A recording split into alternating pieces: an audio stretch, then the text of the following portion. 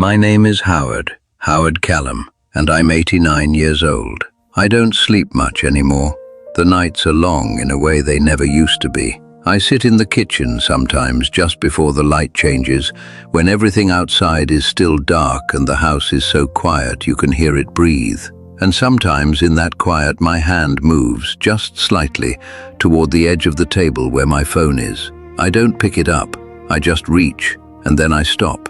And I sit there with my hand resting on nothing, and I wait for something I already know isn't coming. That's what I want to talk about today. Not because I think it will help anyone. I'm past the age of thinking I have something useful to offer the world. I just think if I don't say it out loud, it will stay inside me until I'm gone, and then it will be gone too. And somehow that feels worse than the silence. I was born in 1936, in a small town in Ohio that doesn't look the same anymore. I've outlived most of the people who knew me when I was young. That does something to a person. When the witnesses are gone, you start to wonder if any of it really happened the way you remember it. I had a career, 41 years as a civil engineer. I built things that are still standing, bridges, drainage systems, a few overpasses on roads you've probably driven without ever thinking about who drew the lines. I was good at it. I was precise, disciplined. I believed for most of my life that those were the highest qualities a man could have. I had a wife, Margaret. We were married for 53 years. She passed in 2019, just before the world changed and everything got strange. I'm grateful she didn't have to see all of that. That's something I tell myself anyway. We had one son, Daniel. He lives in Portland now. He has a daughter I've met 4 times. 4 times. She's 7 years old. I'm not telling you this to make you feel sorry for me. I want to be clear about that. I made the life I made. Every distance in it was a distance I allowed, or created, or simply never thought to close. That's the part that keeps me in the kitchen at 5 in the morning, not what was done to me, what I didn't do. Daniel called me every Sunday for years. I don't know exactly when it started, but somewhere in his late 20s, early 30s, Sunday became the day. He'd call around 7 in the evening after dinner, and we'd talk for maybe 10 or 15 minutes. I looked forward to those calls. I want to say that clearly because I don't think I ever said it to him. I looked forward to them. I'd sometimes finish dinner a little early without meaning to. I'd find myself near the phone, not reaching for it, just near it. But the calls were short. They were always short. We talked about the weather in his city and the weather in mine. We talked about football for a while until he stopped following it. We talked about his work in a general way, the way you talk about work when you don't really want to explain it and the other person doesn't really know enough to ask the right questions. I didn't know enough to ask the right questions. I knew how to read blueprints. I knew load tolerances and material fatigue and how water moves through soil under pressure. I did not know how to ask my son what his life actually felt like. There was a Sunday, maybe 15 years ago now, when he called and something was different. His voice was different. I noticed it. I want you to know that I noticed it. It wasn't flat exactly. It was careful. The way a voice gets when someone has decided just before dialing to keep something back. He asked how I was. I said fine. I asked how he was. He paused, just a half second, the kind of pause you can miss if you're not listening, and he said, fine. And we talked about the weather. And I let it go. I told myself he'd bring it up if it was serious. I told myself that's how men are. How we were raised, that pushing would only make him close further. I had a whole architecture of reasons, built quickly and quietly, the way I'd spent my life building things. Solid, functional, completely wrong. I found out 3 months later from Margaret that he and his wife at the time had lost a pregnancy, a boy. They had already chosen a name. 3 months. He had carried that for 3 months without me asking. And I had been on the other end of the phone every Sunday talking about weather. Margaret told me gently. She had a way of delivering things gently that I never learned.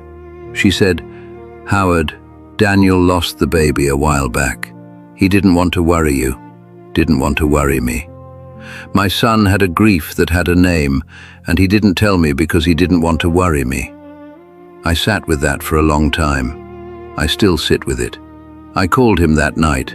It was a Wednesday, not a Sunday. I don't think I'd ever called him on a Wednesday before in my life. He picked up, and I could hear the surprise in his voice before he even spoke. I said, "I heard about the baby. I'm sorry, Daniel." He said, "Thanks, Dad." And there was a silence, and I didn't know how to walk into it, so I didn't. We talked for 8 minutes. I know because I looked at the clock after we hung up.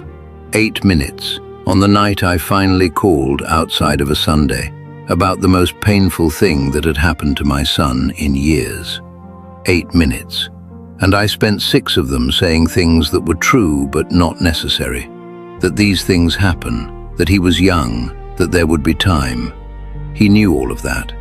What he didn't know, what I never told him, was that I was sitting at the kitchen table with my hand pressed flat against the wood so hard it hurt, because I didn't know what else to do with everything I felt and couldn't say. The Sundays continued after that. 7 o'clock, 10 minutes, weather, and I kept thinking there would be a better time, a time when I'd know what to say, a time when it wouldn't feel so awkward to suddenly be different than I'd always been. You can't just change the frequency of something after 30 years and expect the other person not to notice, not to be confused by it, maybe even frightened by it. So I waited. I waited for the right moment, the way I used to wait for the right conditions on a job site, patient, certain it would come. It didn't come the way I expected. What came instead was Margaret getting sick, and then the world going quiet in that way it did, and then Margaret being gone, and Daniel flying in, standing in the kitchen of the house he grew up in, looking at the walls like he was trying to remember something. We sat together for 4 days. We were kind to each other, careful. We handled the arrangements and the paperwork and the meals the way you handle things when the grief is too large to look at directly. You focus on the small tasks. You make lists. You keep moving. On the last night before he flew back, we sat at this same kitchen table. It was late. The house was doing that breathing thing it does. He said, "You okay, Dad?" And I said, "I'm fine." And I meant it the way I always meant it, which is to say I meant that I was standing and functioning and had not yet fallen apart in any visible way. He nodded. He looked at his hands, and then he said something I wasn't prepared for. He said, "I never really knew how to talk to you." Just like that. Quietly, not angry, not accusing, just stating something the way you'd mention the weather. I didn't say anything for a long time. I wanted to say, "I know." I wanted to say, I didn't know how to talk to me either. I wanted to say that I had noticed the pauses in his voice for 30 years and hadn't known what to do with them, and that I was sorry, and that I had loved him in all the ways I knew how, and I understood now that it hadn't been enough ways. I wanted to say a lot of things. I said, "I know it wasn't always easy." He nodded again. We went to bed. He flew home in the morning. That was 5 years ago. We still talk. The calls come less regularly now, not every Sunday. Sometimes 2 weeks will pass, sometimes 3. When he calls, I pick up before the second ring. I don't know if he knows that. I've never told him. The calls are warmer than they used to be, slightly. There's something in them now that wasn't there before, some small acknowledgement that we are 2 people who missed each other for a long time while standing very close together. We don't talk about it, but it's there, the way a repaired crack is there in a wall. You painted over it, but you know where it is. I've thought about calling him on a Wednesday again. I've thought about it many times. I think about what I would say. I think about whether I could finally say the things I practiced in my head on that night Margaret told me about the baby. I think about whether he'd want to hear them now after all this time, or whether it would just be a strange and heavy thing to drop into an ordinary week. And then I don't call, and the week passes, and Sunday comes sometimes. I'm 89 years old. I know what the doctors know, and I know what the mornings tell me, and I know that the number of Sundays remaining is not a large number.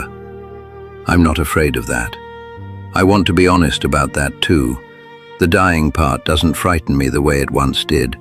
What frightens me is smaller than that, more specific. What frightens me is that Daniel might someday sit in a kitchen of his own, in the early dark, and reach for a phone, and stop, and sit with his hand resting on nothing. And I won't be there to pick up, not because I'm gone, but because I never quite arrived in the way that would have made the reaching feel certain. That's the thing I should have understood sooner. Not that love needs to be said, though it does, but that presence is something you have to practice, like a skill, like anything worth having. You don't just feel it. You have to show up for it again and again in the small, ordinary moments that don't feel important, until you're 89 and the house is quiet, and you understand that they were the only moments there ever were. I'm going to call him tomorrow. Not Sunday, tomorrow. I don't know exactly what I'll say. I've never known exactly what to say. But I think I'll say his name first, just his name, and I'll wait, and I'll listen to whatever's in his voice. And this time, if there's a pause, I'm going to walk into it, even if I don't know what's on the other side, even if it's too late to fix anything, even if all I can do is be there, finally, in the only way I have left. If something in this stayed with you, I understand if you don't know what to do with it. I didn't know what to do with it for most of my life either. You don't have to say anything, but if there's someone whose pause you've been leaving alone for too long, maybe just sit with that for a while tonight. That's all.